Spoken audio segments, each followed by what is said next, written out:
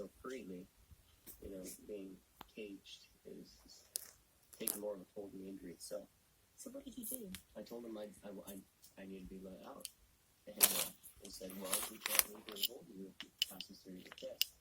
So I just did my best to pass them, and they let me out. And where did you go? I went to home, we stopped at a gas station, and put in a pitch of chew, and after that I could eat again. And 2 days after I got home, I actually helped my father-in-law, Leroy Coulier, who was also in the film. I helped him pull a calf out of the cow. It was the first time he ever had calf. And then 2 weeks after my injury, I rode Gus again. He was a very well-trained horse. So you're saying that you had to be in your natural environment in order to heal? Exactly.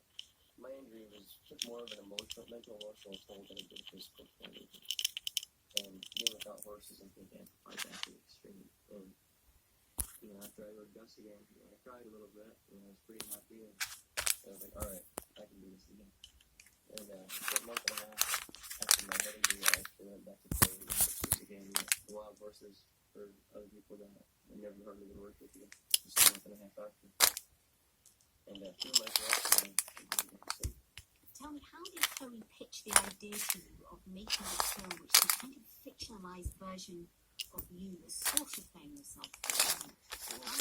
What did she say? Before my head injury, she talked to me about possibly